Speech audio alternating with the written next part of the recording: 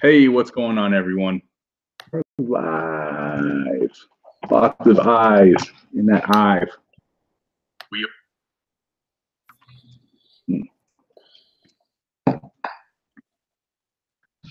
Let's see. I don't want to look at myself. I want to read this chat.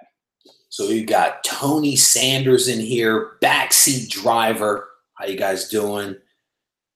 Marco, Robo. I know it is not a Fantastic Four #1. Well, it might be a Fantastic Four. You never know. You'll never know. You'll never know until you know. Home is at Home 3 and TJ Watson. Glad you could join us, TJ. TJ work. I have a piece of ice in my mouth.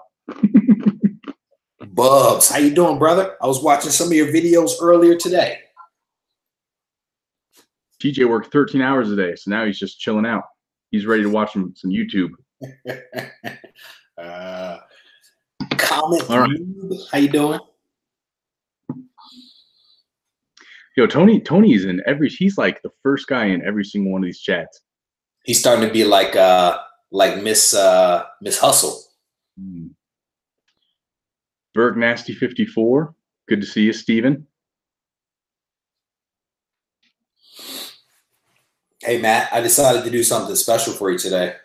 Oh, did you? What is that? It's the support your Green Lantern thing, man. You got the Where T-shirt did you get that? That is the coolest thing ever. Oh, dude, this thing is hilarious. You see how tight it is on my face? Yeah, you might have a huge noggin. Who's that? A little kid's like costume? What is going on here? Like, dude, it's my kids. My kid, he has, and I didn't know until today, he has Green Lantern, Spider-Man, Superman, masks, and capes. I decided not to break the cape out on you. Maybe next time I'll break that out for you. That is too cool. Kids got good taste. Who was that? Robo said it's a little small. Dude, I couldn't even open one of my eyes. It was so tight. Made you a little chinky. I'm taking you off agenda, Matt, already. Sorry about that. No worries. All right, so I guess we got quite a few people. I hope I didn't pull too many people from the Comic Core chat. I know they started their the new Comic Core, by the way. I need to put that in the link in the description because Reviews from the Batcave is kind of no more. But they started up a new YouTube channel called Comic Core. It's only got 55 subscribers. They used to have over 1,000. So everybody that used to subscribe to Reviews from the Batcave, go ahead and look up Comic Core. And they do their Friday night shows. I know it started like an hour ago, so I'm not too sure where they're at. But this is Reggie and I's night, and I think we're going to have a good time. Again, my name is Matt, a.k.a. Thanatos, and I am here with the beautiful, what did I call you? The comic heartthrob of YouTube. Yeah. That's right. You're going to have a new nickname. I thought you were talking about Melody at first. I didn't know you were going to me. Where you were going? No, she said she didn't want to be in this. Okay. She's too cool to be in our little comic group. Bro time. Yeah, she's calling it my bro time, but she's sitting here moderating. Good stuff. Go ahead and introduce yourself, Reggie, to the room. That I'm sure know exactly who you are. Yeah, I know most people here, but as Matt was saying, my name is Reggie. I am the friendly neighborhood bodybuilder and comic book collector, and we certainly want to welcome you to this video. This has been like an ongoing thing for like the last couple of weeks. Matt was putting the pressure on me to commit to doing this on a regular basis, and I am somewhat committed to it because I genuinely have fun doing these live chats. I did one live myself yesterday, and then save some stuff for today for match chat. So thank you guys for joining us. I didn't realize you can add people as a moderator to your chat. So now I don't know exactly what that does to the chat, but congrats. All right, so game plan kind of today. I have a big book. If you looked at my Instagram post from earlier today, one beautiful picture of Reggie, and then my little box. And CGC dropped this off. And if you guys read the Instagram post, this is my favorite comic of all time in this year's CGC box. So this is huge for me, and I'm really glad you guys could all be here for the experience. So thank you all. And then we'll probably Reggie's got a box-ish to unravel here, all the way from New York with some do not bend stickers and do not drops. The guy did his due diligence. And then we have some recent pickups from this week, and I want to show you guys some books that I'm planning on selling, probably on Instagram. No prices or anything yet, but if anybody, mostly it's to force me to actually put them up, because I've been sitting on them for weeks thinking like maybe I should put them up. But so if anyone's interested, you guys obviously get the Instagram, YouTube discount. I love you guys. I've got two of those. Perfect. So that's kind of what's on the agenda today. We'll probably try not to go the full hour and 30 that we did last week. Maybe try to keep it a little shorter. We'll see. I'm not on screen. Oh, I have it hooked up to you, Reggie, this whole time. How do you like undo that? I don't know. So I've been making lots of faces too. So great faces. So yeah, recent pickups, books to sell, unboxings. We got it all in this. So let's do this. Cool. Do you want me to go first, or do you want to go first? For your unboxing? Yeah. By all means, man. All right. So I don't think I have anything as major as yours, but this did arrive today, all the way from New York. The guy didn't put it in a box, but it arrived basically undamaged, which is a real surprise for me. I mean, not even the corners are really dinged in, which I think is great. So maybe my mail person does like me after all. So what's interesting is that when she showed up today, she was like, "So why did you move?" And I'm like, "Oh, so we're having one of those conversations?" But the guy, oh wow, he did a really good job packaging this up. So it's basically inside of an envelope. There's basically a brick of corrugated cardboard, and he sandwiched it right in there. It always feels so good, and I love it when it's cut nicely, because you know you can use it again. Yep. And then he even put, I do repurpose a lot. I have a stockpile of repurposed cardboard. Cardboard, Gemini boxes, and bubble wrap.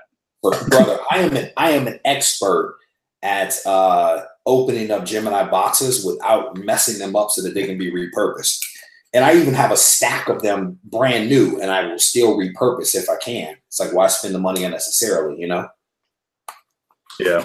This is cool. So when I show this book, it's actually in decent shape. When I show this book will be a surprise to no one that has been watching any of my recent videos and, you know, things that I've been talking about.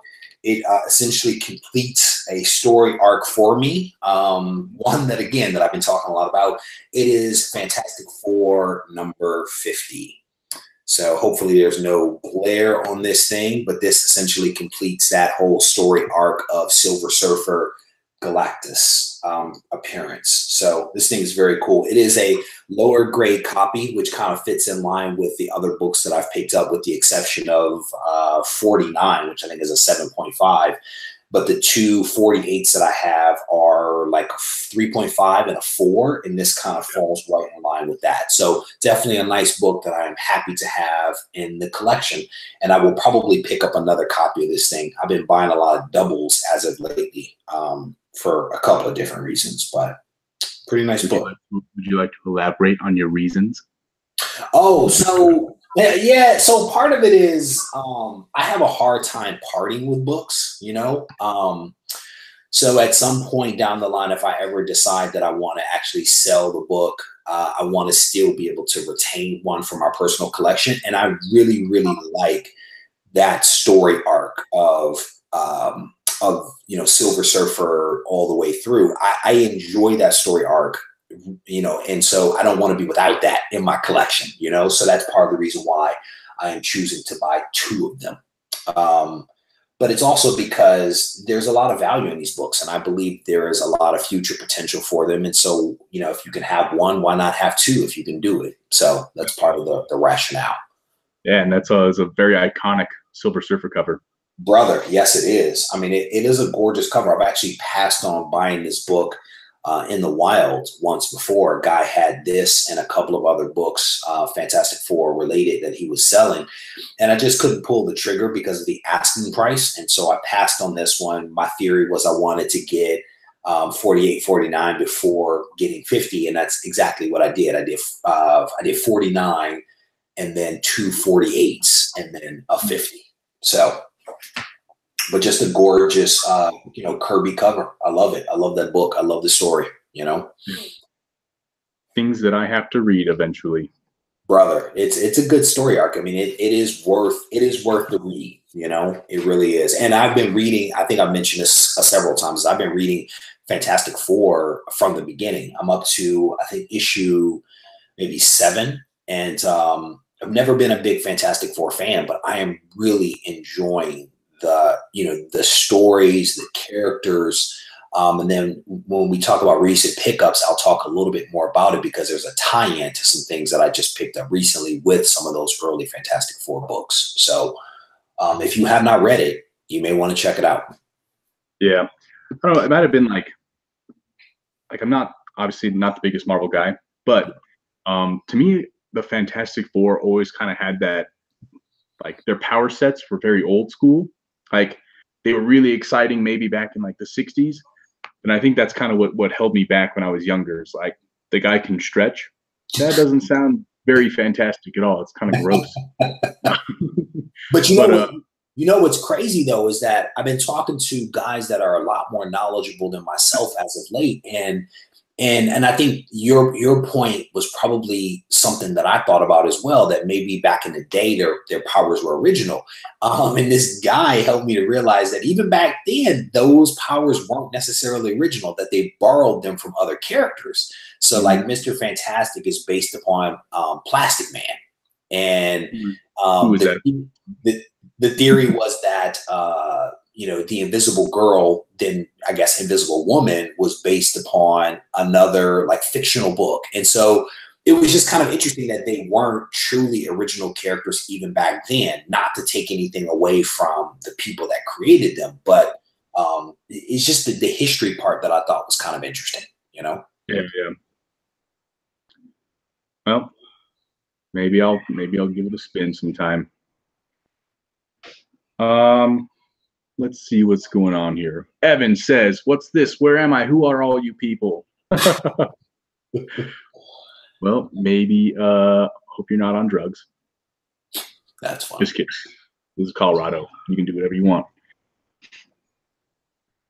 Bubs is saying, yes, Bubs, I am the biggest Marvel guy. You know, you start talking about DC, man, I get lost. But I think that's why our dynamic is pretty good, because you do have a lot of that Marvel side, and I'm much more of a DC guy. For example, I found out recently that the Plastic Man is probably one of the most powerful characters in the entire DC universe. Like, the power set that he has is crazy. Wow. Yeah, I saw a panel where they were like, it was Plastic Man or the entire Earth was going to be destroyed, and the Justice League was like, "It's you. You have to do this." And he had to, like, because his body, he can change it so drastically that I like, he was supposed to cover the planet and harden himself or something to protect it. I don't know. It was crazy. Shut up. Yeah. But everybody, you know, he's like the big, he's like even a bigger joke than Aquaman in the DC universe. Yeah, yeah. I actually just saw someone post on Instagram a panel from one of his more recent books where he changes himself to look like Harley Quinn. And he's like, "What do I have to do to get some love around here?" It was so great. That makes me uncomfortable. Long box love affairs in the house. Welcome. It's Finkel. Funny. Shout out to Men's Physique. What's up, Evan? But I guess we can do this. I don't know if I'm ready, man. Ooh, look at that. There we go. So should I go into a little backstory on this? Yes. I guess maybe I should open it first and then kind of explain. I love a good backstory. And you know what? There's something controversial I want to talk about tonight too, if we can squeeze it in there. Sure, man. Let me get one of these little guys.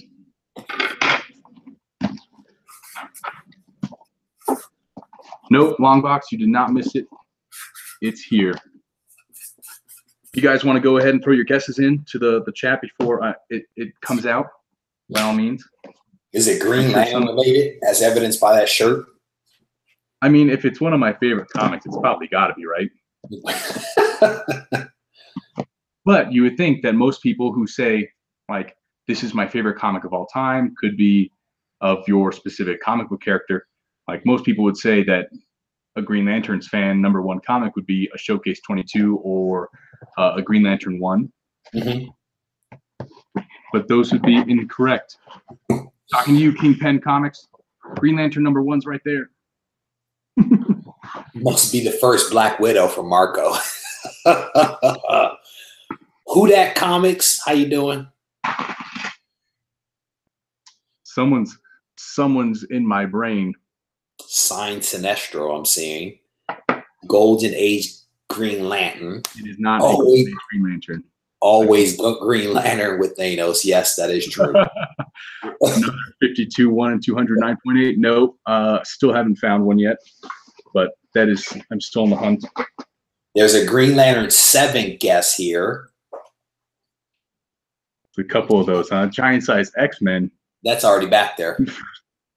First appearance of Mr. Freeze. Wow, you guys are going hardcore. Albedo #2. Jeez. Is it true that that writer has been writing that book for like 25 years? The Albedo? Is that how you say it? Yeah. I don't know. I actually saw one of those at the store today, but not #2. Is it the first Aquaman? Young Blood's #2. Oh, you guys are nuts. You guys. X-Force #1. All right. Classic. So this is, in fact, a Green Lantern #7, and it is signed. So Finkel, he must know me. He probably saw one of my videos where I was getting book signed and stuff. This is, dude. This looks really good on this camera. It's a good Green camera. Lantern #7. First appearance of Sinestro, who is my favorite character of all time. I don't know if you've read anything, Reg. Probably not. But Sinestro is Green Lantern's biggest foe, also his mentor, and kind of like his best friend in some situations. He's been an anti-hero, like not quite in like the Venom role, but a lot of times him and Hal Jordan have to team up based on circumstances to save whatever crazy things going on in the world. And he's amazing. He's got an attitude, and he always schools Hal Jordan. He is the greatest Lantern, bar none. He is the GOAT. But something special about this book, fellow IG Instagram Blundy. I don't know if you follow him, Reggie. He had an 8.0, and I've already owned this in a 4.0. I upgraded that to a 7.0, and then I upgraded to Blundy's 8.0 copy CGC. Nice. And I took this to Denver Comic-Con with me and had it signed, and it was the scariest thing I've ever done. Yeah, you can actually watch the video, my Denver Comic-Con video. Oh, I've seen the video. I filmed the guy taking it out of the bag and cutting it, and he was so rough with it. And all I'm thinking is like, no. But I had it pressed by CCS, and then I got it graded. Just came back, and I cheated already. I already know what this is, and I freaked out because it went from an 8.0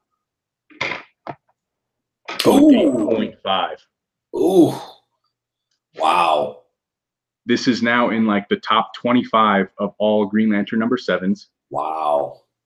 But even more, it is now the highest graded yellow label Green Lantern number 7 on the census. That's huge. So I am so excited about that. It is signed by Mr. Joe Giella here. Congrats. And yeah, I couldn't believe it.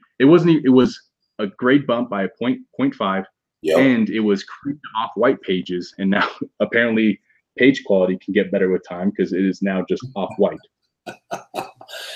That's awesome. Yeah, this was the comic I was most stressed about ever submitting, and it came back, and I am thrilled. That's awesome. And there's a cat. Yeah, where'd that cat go? This is Melody's cat. Uh-oh. Found the bubble wrap. Cat's watching you. That's awesome. Congratulations, brother. Did you pick signature placement, or did he decide where he wanted to put it? So with my Showcase 23 and 24, I don't know if you saw, you were there when I unboxed them. Yeah. Maybe. Yep, I was. That's right. Those two, I just gave him the books. He pulled them out of the sleeve and signed them. Yep. This one I kind of pointed because he was going to try to sign right here underneath Green Lantern, but I think this is a little more subtle and a little cleaner. Yeah. And I've seen another copy of this with that signature here, so I figured that was a nice spot. Thank you, everyone. I see a lot of congrats and stuff, mic drops, and the stream. Yeah, like of all of my books, this is the one. I know people have talked about, like, in an emergency situation, what book would you grab? One, I'm not grabbing books. I'm grabbing family and, things to keep me alive. But if it's an emergency situation where, like, man, maybe I have an extra 5 seconds to grab something important, it's this and my passports.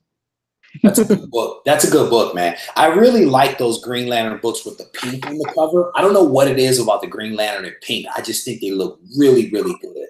But that with the yellow and the green, that's a gorgeous cover. It really is. It's really well. I'm not exactly sure how to. All these lights everywhere. Yeah. That's good. Just have it kind of sitting here. Definitely. When are you getting the Sinestro sideshow piece to put next to it? The other day when they had that 15% off coupon. Yeah. Yeah. Oh man, I was so close. It is definitely a tempting thing when those pop up, right? I sat there and I looked at a lot of different books on that day and did not pull the trigger on anything. So yeah, that is definitely a nice book, brother. You should be very, very happy about that. I did the whole cracking the case, getting the signature, doing the pressing and cleaning, and I actually lost a half a grade. So there is definitely some risk with it. And sometimes you win and sometimes you don't necessarily win, This was legitimately the best case scenario possible. I was hoping I talked to you the other, what live show was it? Not our last live show. Was it our last live show? Or the one before? It might have been the one before where I talked about the difference between an 8.0 and a 7.5 is a huge price gap. Oh, yeah. I remember that. I was just hoping to keep that 8.0. The idea of grade bump was completely foreign to me. Yep. So no, yeah. It definitely worked out in your favor, man. And as I just kind of stated, it doesn't always happen that way. But for me, it was the Amazing Spider-Man 50 back there, the first appearance of the Kingpin, that I actually lost a half a grade. And at the end of the day, it matters not to me because I have some wonderful signatures on that book, and that half grade doesn't matter. Now, if I could have the signatures and the half grade, or a half grade the other way, would I take it? Absolutely. But at the end of the day, it is what it is, But yeah. That's a nice book, man. Definitely. Thank you so much. I really appreciate it. Yeah, this is man, it's good to have it. It felt like the CGC had it forever, but did you fast track it or no? No, I did standard grading. So it honestly, it was the CCS that made it take forever, because usually I did standard grading for my Hulk 181, and usually they're back in like 16 to 20 days. This one this one definitely took a little longer, but not by much. And it was worth it. It was worth the wait every day. Yeah. I have a book with him right now that I fast tracked, and I'm trying not to think about it. I'm trying not to check the site every day like I normally do. And it is hard because if you send the book in, especially if it's a really, really nice book, one, it's hard to let it go, and then you've got to wait for it to work its way through the system. And you know, within the first week that I sent mine in, it was basically in CCS. It was taken in. They had done their part, and now it's been sitting in verify status probably for like a week and a half, if not 2 weeks. So we'll see what happens. Yeah. And yes, Comics with Bueller, I am wearing a shirt with sleeves because I did not want you to feel uncomfortable coming in here, especially after Matt did that meme of me. And I was actually, I'm happy I didn't, because you would have made me a liar. I was going to write something about a sleeveless Regie, and but that didn't happen. Yeah, it was freezing this morning, man, when I got up. So I just put on a long sleeve shirt representing Detroit, because people are always like, so where are you from? From Detroit. So that's unfortunate.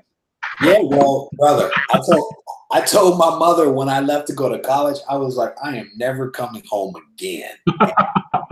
Because once you get out and you see what life is like, you're like, oh, well, why would I ever go back to that? You know, and I've never really gone back, you know, gone back to visit, say hello. But other than that, no. Which is a little unusual. Usually people, I mean, I know like a lot of guys from Cleveland who will always talk and tell about how bad their childhood was and stuff, but they're always like, but I love Cleveland, like to the death. Nah, not me, brother. Not me. I grew up with a super religious family who kind of isolated me from a lot of the nonsense, you know, and so I never really, you know, became like that Detroit guy, you know, and so once I was out, brother, I was out, and I did not look back and don't regret it. And I mean, Detroit's a wonderful place, right? Detroit's a wonderful, well, I should say Michigan is a wonderful state. That, you know, people that live in different parts of Michigan absolutely love it. I am not that guy, but, you know, I will always represent where I'm from, and that is from Detroit, you know, but would I ever move back? Heck no.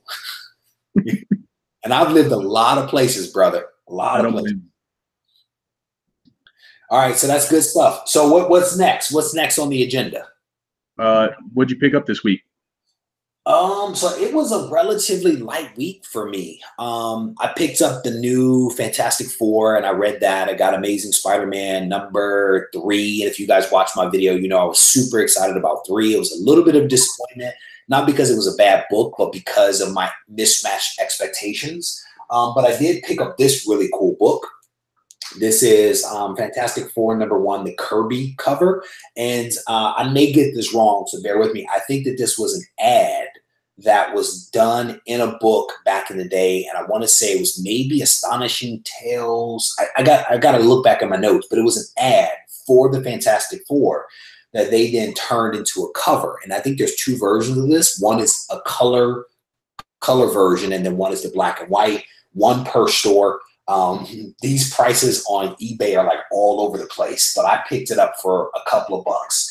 My other really big pickup that I was alluding to at the beginning of the chat was is this Submariner #1.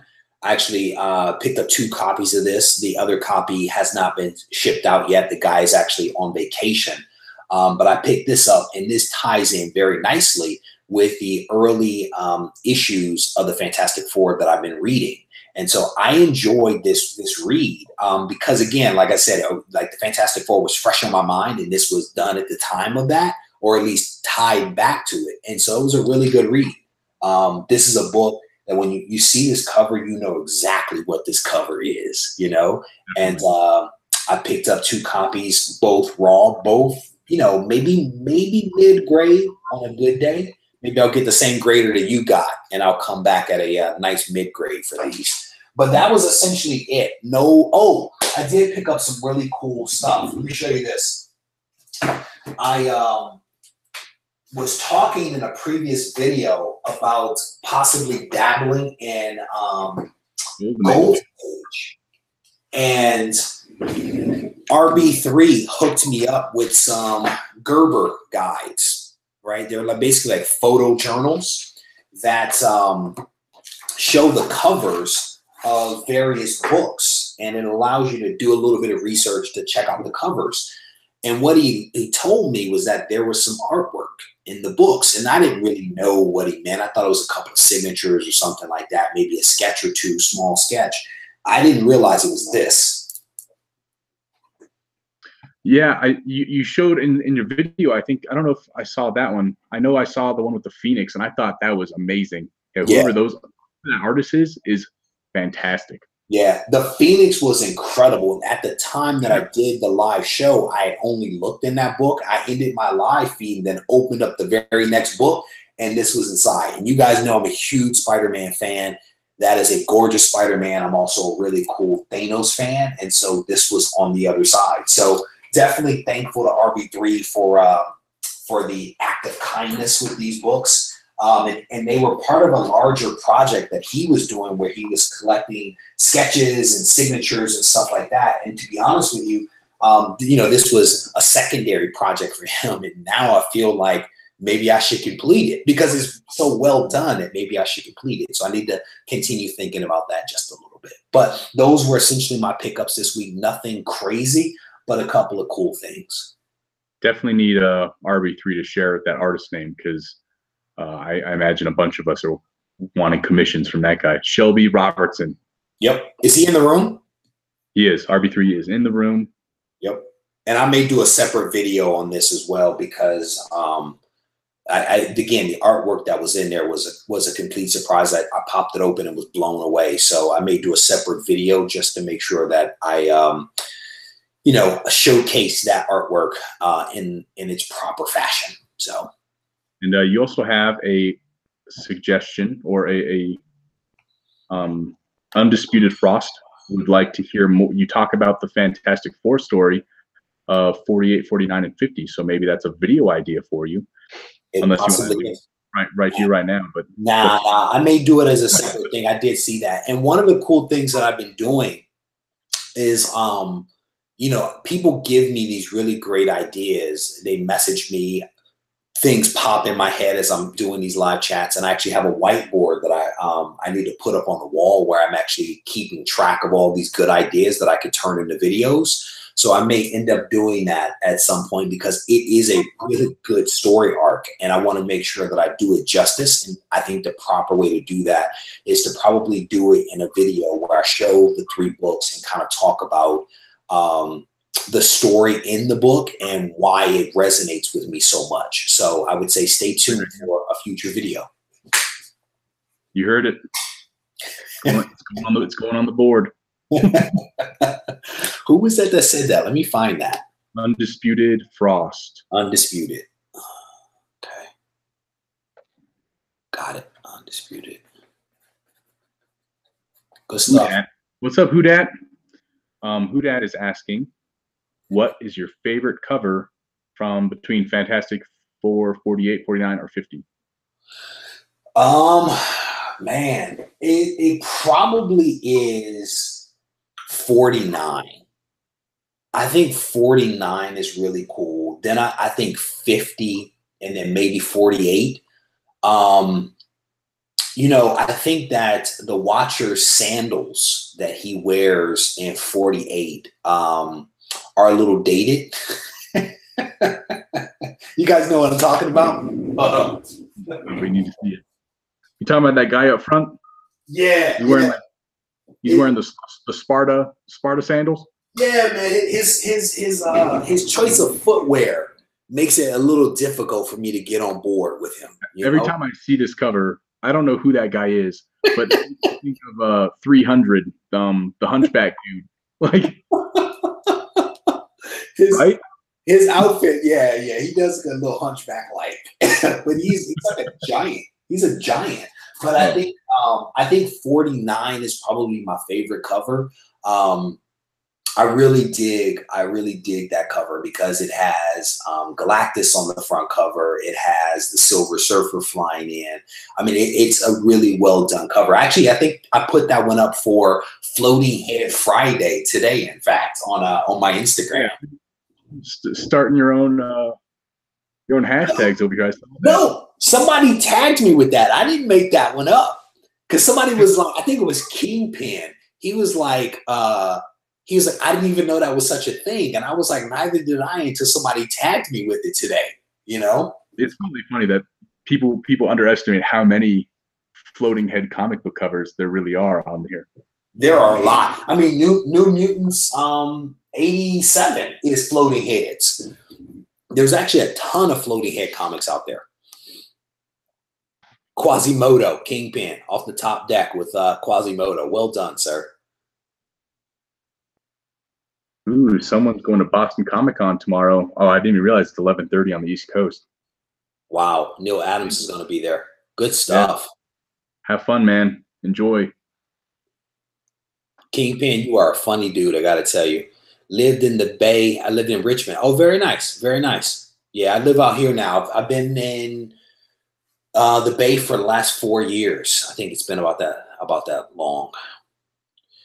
X Factor 6. All right. So did you, Matt, want to talk about your recent pickups? Yeah. So I actually picked up all my books yesterday, and then I got some stuff in the mail. So Hal Jordan, the Green Lantern Corps, number 50 came out this past Wednesday. It is the last of Robert Venditti. I say every artist and writer's name wrong, so my bad. But I haven't actually read this series. Obviously, I'm a Green Lantern fan. I haven't finished it. I'm still on like 38. I don't really know why I stopped, but it'll be really nice. I think I have all of the last 12, so it'll be kind of one big marathon of Hal Jordan, the Green Lantern Corps. So pretty excited about that because I know they fight General Zod, not Gorilla Grodd. Zod shows up. I picked up Superman number 2, the Adam Hughes variant, which this poor girl. Adam Hughes makes some of the most beautiful women, and this girl's got a double chin. He was like, "Not you, lady." I saw that cover. I thought that was pretty cool. Where he was catching the bullets. I thought that was cool. Yeah, I will always buy Adam Hughes books. I do have the Unknown Comics Fantastic Four variant coming from him. I just wanted to pick up any of the Fantastic Four #1s to read, so this is my reading copy. There were so many different variants. Why were there so many variants? But I have not read this yet, so that is still to come. I did hear that it's a lot of flashback action, so that's I did a review of it, and I'm actually glad that I didn't overdo it with the covers because there's a lot of really cool variants out there for Fantastic Four. There's the Art Germ covers where each member basically got a portrait. There's the 2 Kirby covers. I want to say there was an Alex Ross that was really, really well done, featuring all 4 where Johnny Storm had his flame going. And I'm glad again that I only picked up like two copies. Just because it was a fundamental issue, you know? Go ahead. I'm sorry. You picked up, the Alex Ross one was the one on his website, right? Yeah, I think it was. I didn't get that one. And it was like the homage cover for. Oh no, I think Alex Ross actually had several covers. I want to say there was the one that was like the monster that was the homage. That I know one guy I talked to on Instagram. I think he picked that one up. But there was also one where it was every member standing shoulder to shoulder almost, and then Johnny was in front and he had his flames going, and it was slick. It was slick. I did actually purchase from Alex Ross's website the homage covers. Because it was $20 for both of them, like the sketch and the regular, which is cheaper than pretty much every other variant anyway. So that was a really cool cover set. There was a Doctor Doom cover that I almost picked up. It was a limited run of I think 600, and if you did it in time, there were 200 that were being signed by the artist, and it was a cool cover. I almost pulled the trigger on it, but I read the book first and then realized the book wasn't a killer and decided against doing the cover. And I may regret it because it's a limited run, you know, but we'll see. We'll see what happens. Don't screw with me, TJ. Are you being serious right now? What is he saying? He said they're making a Blackest Night into an animated movie for the DC streaming service. Oh, wow.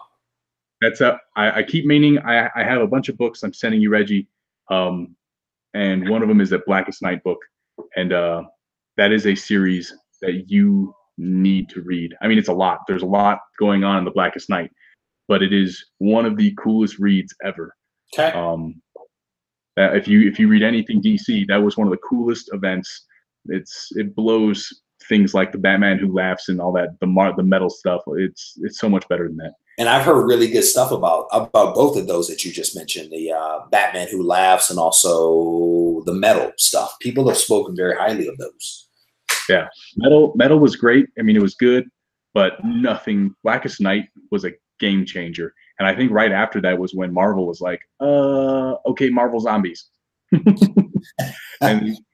But it was, I mean, the whole Blackest Night was kind of centered around all the different Green Lantern Corps and all the other spectrums, because it was the Black Lanterns that kind of like took over, and all these dead superheroes were getting rings, and it was just awesome. Check that out. Okay. So I have 4 more things. The comic shop had this, which I didn't think anybody actually still carried this. This is the Infinity Wars Prime, the George Perez variant. It's nice. Which I thought was kind of cool, so I grabbed that. That's nice. And then 3 different things. I know I got the Green Lantern. It's up that one. Good job. But I like to pick up, I don't know why I buy Funko Pops to match my comic books, but I really wanted a John Stewart. So picked myself up. It was a Walgreens exclusive, which is kind of weird. And this box is busted. I was so sad, and I can't return it apparently because I don't know why. So I might have to try to order another one. Just take this one out of the box. But definitely cool. I also picked up. I don't know. You've never read Neil Gaiman's Sandman or anything?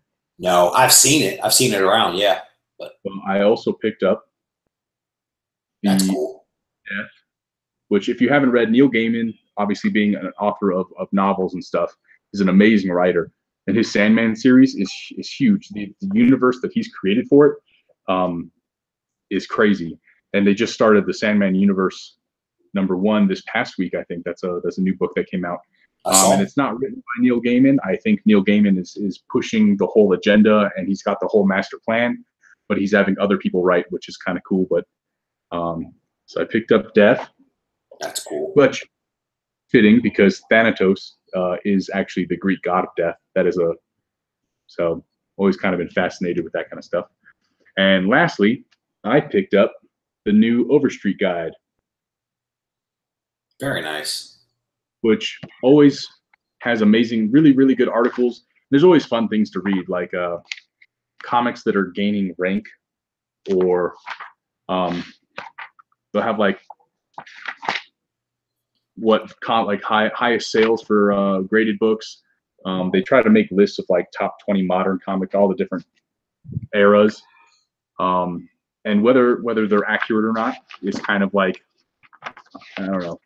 I mean, right now, the top 50 Silver Age comics, #1, they are considering Amazing Fantasy 15. I believe it. And it kind of gives you like a breakdown, like what they call the near mint price, and how much it's gone up in value in the past year. But you don't ever go off of the values that they have of books, because if I pay, if any comic book shops use the Overstreet Guide to price books, that is a great shop, because you're guaranteed to get your books for a lot cheaper than you'll find them on eBay. Well said. Yeah, they have like some big Silver Age keys for thousands of dollars less than what eBay recently solds are. So, but it does have like good information. I was actually just looking at the Crime Suspense Stories 22 in here to see like what it was at. And and it says my book is worth half of what I paid for, but it has a whole paragraph with quotes and everything from the Sodi trial and stuff, so it has like history and it kind of describes different books, which I thought was really cool. So Overstreet, definitely a good resource to have. They come out once a year. This is number 48, and it's got the Flash and Hal Jordan on it, so it makes it even better. Overstreet also has a grading guide, which I don't think has been updated in a while. But if you want to get into grading and to find out what kind of books you want to submit, the Overstreet grading guide is fantastic as well.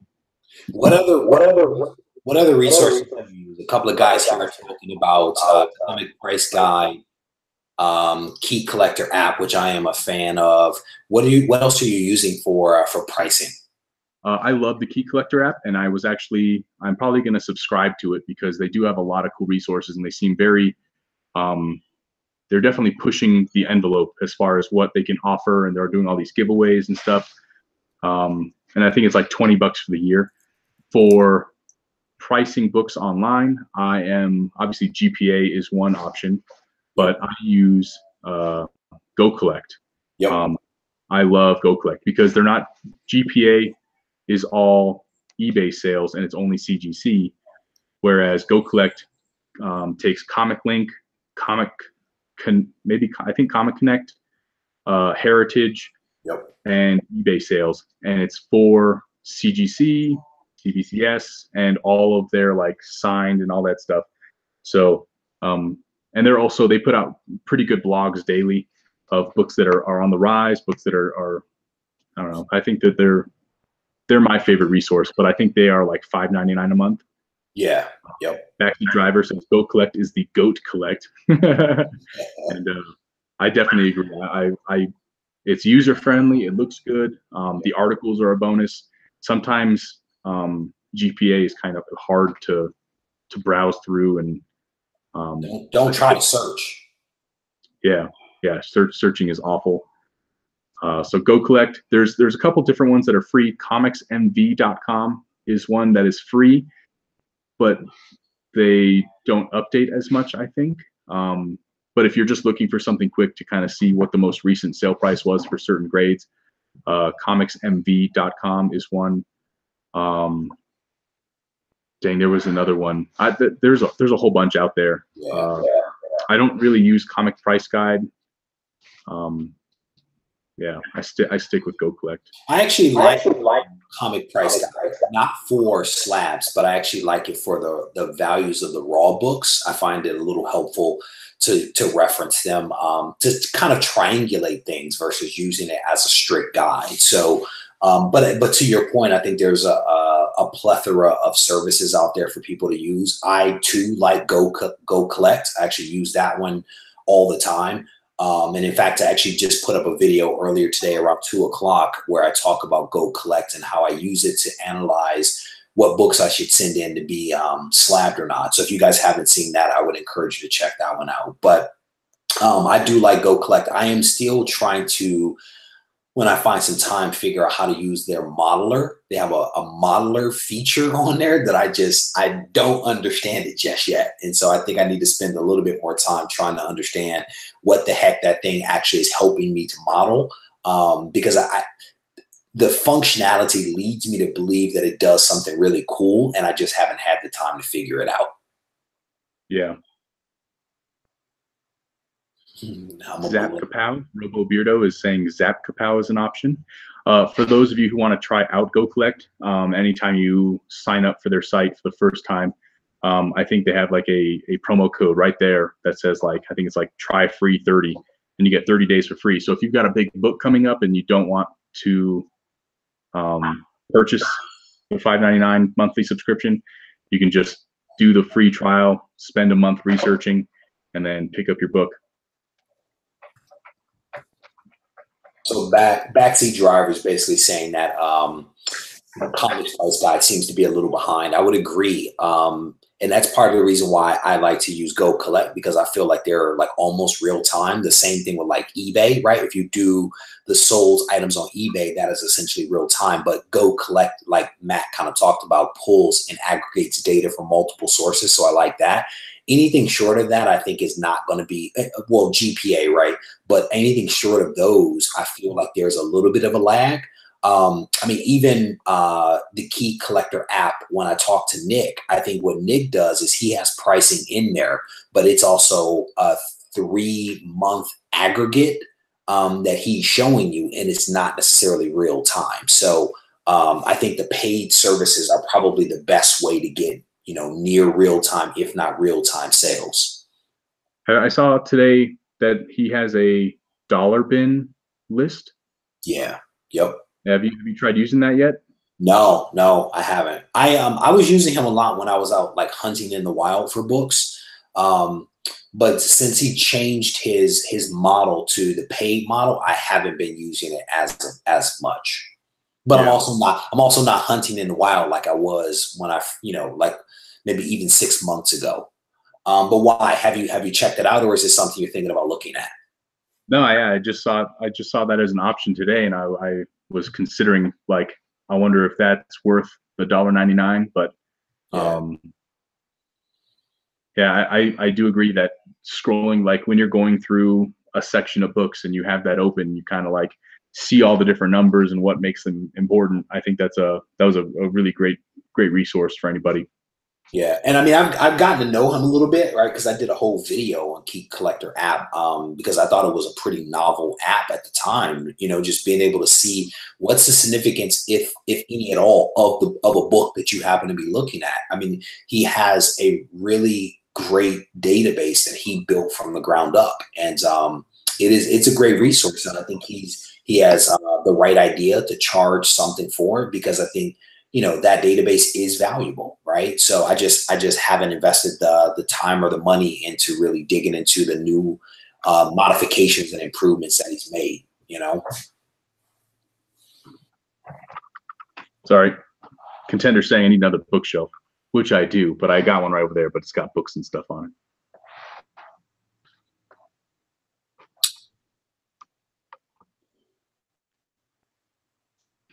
All kinds of stuff going off in the chat.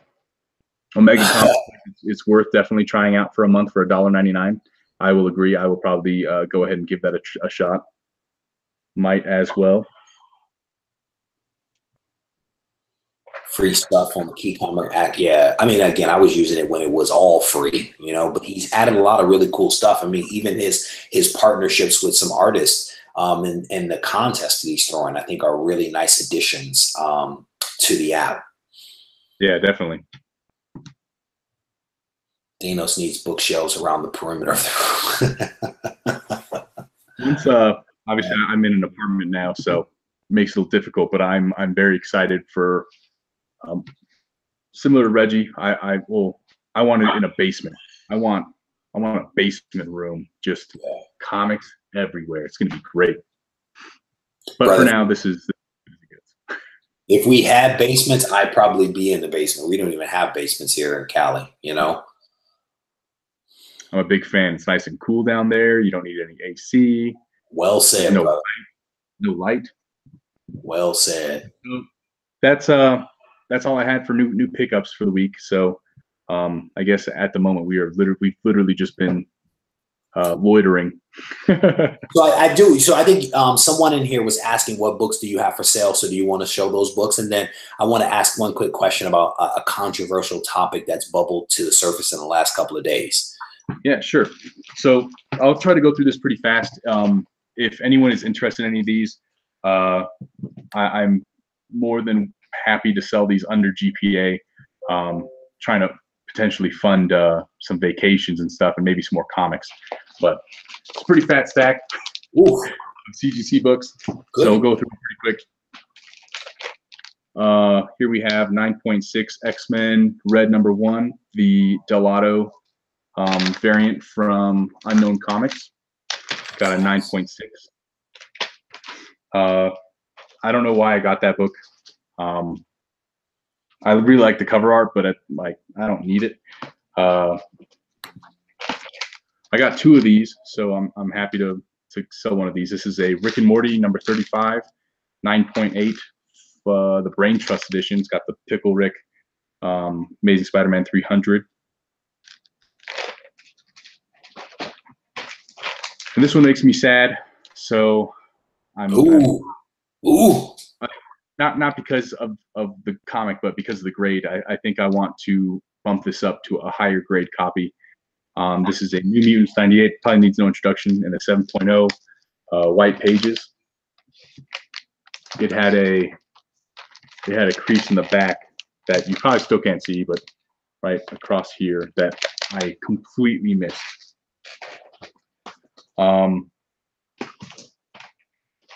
I still have a Wonder Woman number 31, the foil or the photo variant in 9.8, signed by Gal Gadot. That's cool. I got 2 of these. So here is a New Teen Titans number 2 in 8.5, white pages. First Deathstroke. This is also, I don't know if they had this in direct edition, but this is a new stamp. I have another one of these as well. So, but this is a new Tale of the Teen Titans number 44, first appearance of Dick Grayson as Nightwing. So he becomes Nightwing in this copy. 9.6, and this is also a new stand. DC Comics presents number 26. 6.5. This is the first appearance of the new Teen Titans. First appearance of Raven, Cyborg, and Starfire in a 6.5. And then I'm going to sell one of these and keep the other, but I don't know which. It's kind of a struggle for me. One of these, either the CBCS 9.4 San Diego Comic-Con Comics number 2, signed by Geoff Darrow and Mike Mignola, the creator of Hellboy. And then I have the 9.0 CGC copy. Unsigned, yeah. Unsigned. And then I don't need to sell this, but I have the 9.8 back there, and it makes me super happy. So if anybody is really interested in a Zatanna number 16, very hard book to get in anything high grade. But this one is signed by Adam Hughes, CBCS 9.6. It's a nice book. No key it's not Detective Chimp cameo, but these were all, the print runs were less than like 15,000, I think, on all the different Adam Hughes covers for Zatanna. And then lastly, not too sure if I want to sell this. I put it up for sale and then I reconsider. But this is one of my favorite Rick and Morty comics. This is a Rick and Morty number 1, the Books A Million variant, which I thought was really cool. It's got a bunch of like Meeseeks down there and an atomic bomb explosion. And it's signed by Justin Roiland. And he put "Look at Me" on it, which is what the Meeseeks say. I don't know if you watch Rick and Morty, Reggie. No, but that's funny. But yeah, I thought it was kind of cool because there were only like 5 or 6 9.8s on the census. I can't imagine books that come from Books A Million are typically in high grade. So definitely a cool book to have. So if anyone's interested, just hit me up. I do love this book though. And that's it. So those are all available.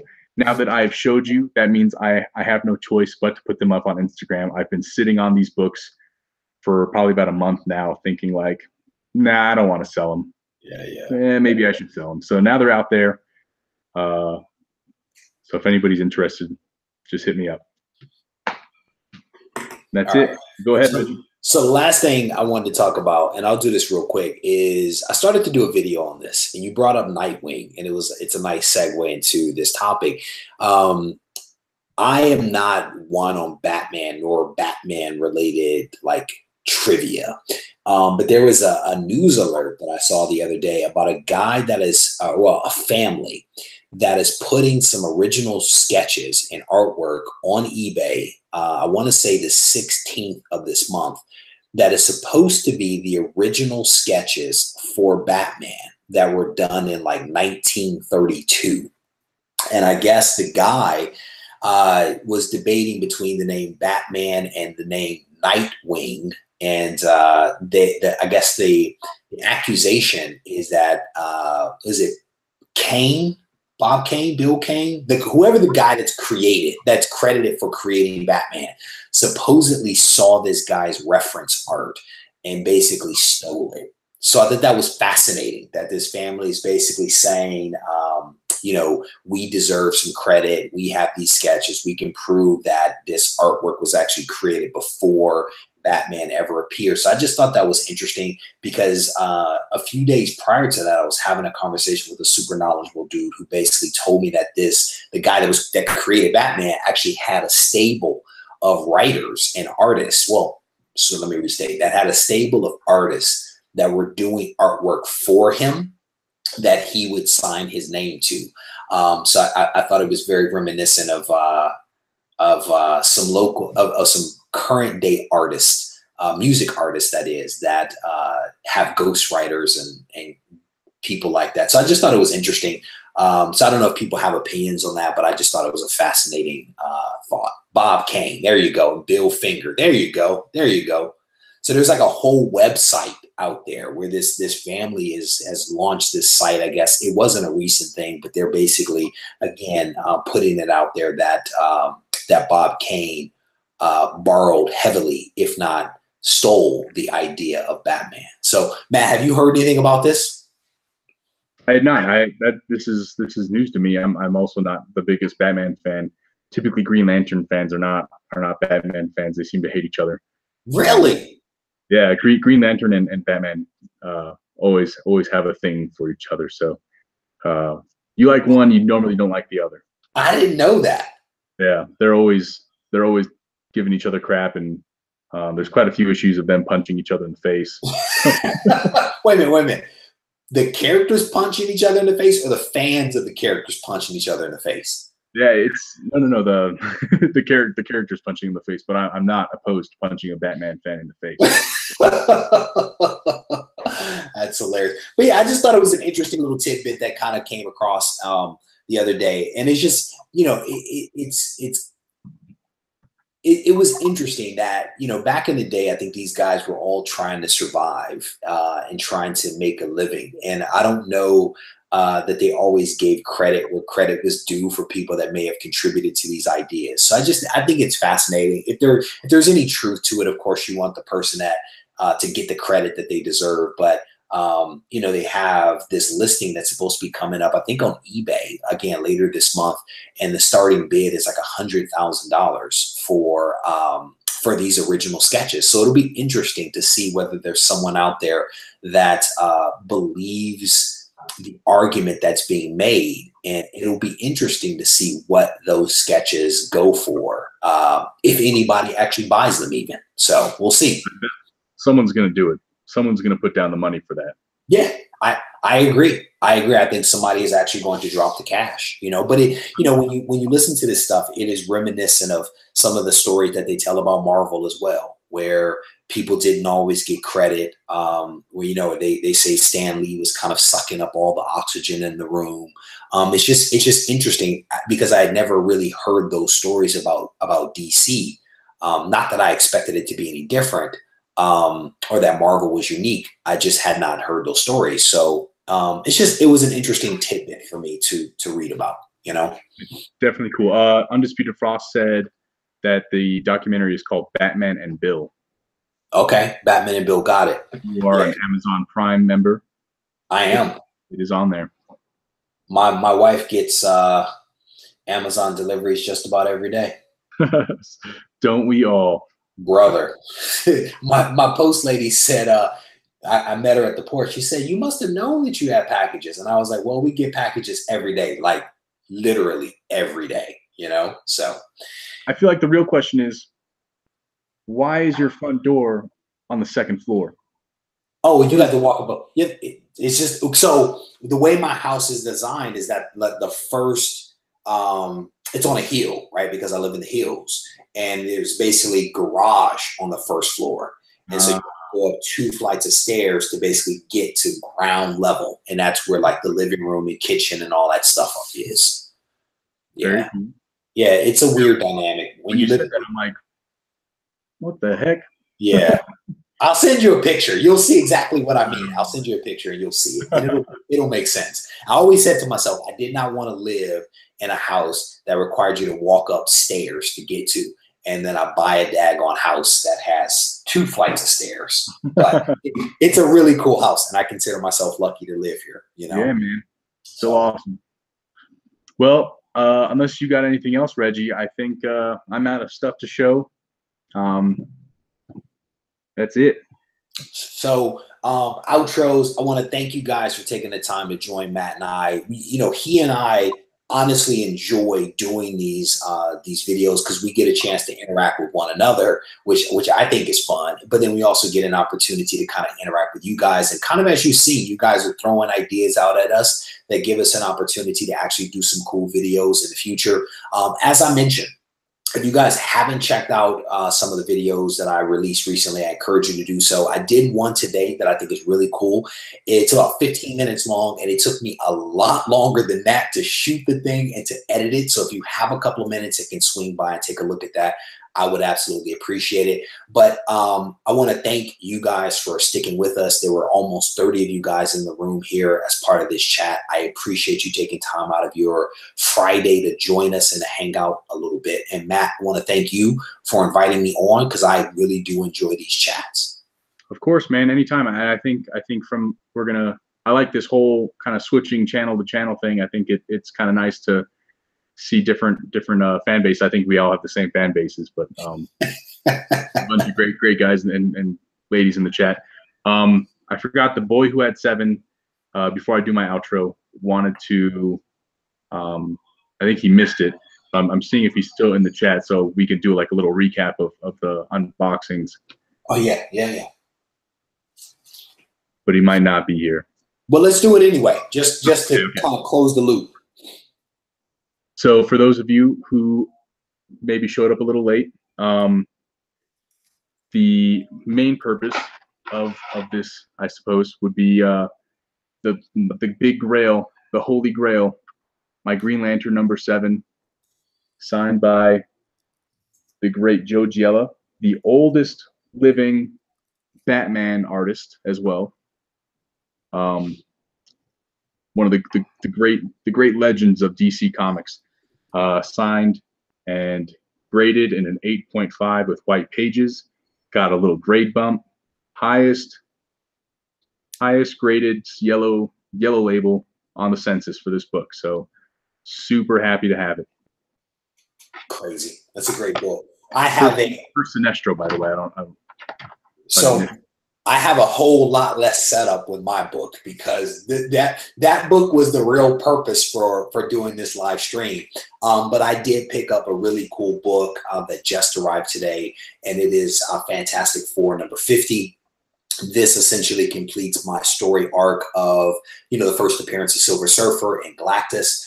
It's a story arc that I absolutely enjoy, and I finally finished it off by picking this book up today. So super pleased to have this part of my personal collection. Beautiful book, and don't forget, you got a video coming up. Yeah. Yeah. Thank you, everyone. Everyone in the chat is saying congrats and stuff. So I really appreciate it. I'm really excited to have this back, and I don't think there's any upgrading from here. So no, it's not. Yeah. Okay. Contender's got a good point. Real quick, you don't have a single DC book behind you. Yeah, that's true. Because I'm a Marvel guy. So I don't know what to tell you, brother. Look at this. I have some. Those are killer books too. So I do own a couple of DC books. I don't think I've purchased one. The coolest one that I think I have is like a Suicide Squad. I want to say maybe #7 that is signed by Jim Lee. that I won as part of a contest. That's really cool. But I'm hard pressed to pull down one of these beauties back there to put that book up, even though it is a cool book done by one of my favorite artists. So you are correct, sir. No DC will be on that wall anytime soon. Hashtag DC. Hashtag Team DC. You're a nut. But thank you so much for joining me tonight, Regie. I know you're a busy family man and all that. So, but again, like I really enjoy these. I haven't made any videos. I told you I haven't been making any content recently. It's all been these live video chats because I don't know. There's so much more with these dynamics and having everybody talking in the chat. So, everybody in the chat, thank you so much. I think this might be the most viewers I've had in any of my live chats. We're at 29 right now. So, I mean, like you guys are spending your Friday night with us, and I really appreciate that. I hope you guys had some fun with us. But all kinds of stuff. Everybody's saying thank you. Yeah, definitely happy to have everybody here. And if you don't have anything else, Regie, I think we are done here. Yes, sir. Thank you, guys. I appreciate it. Matt, I will talk to you soon, brother. Thanks, Regie. Have a good night. Everybody in the chat, have a good night as well.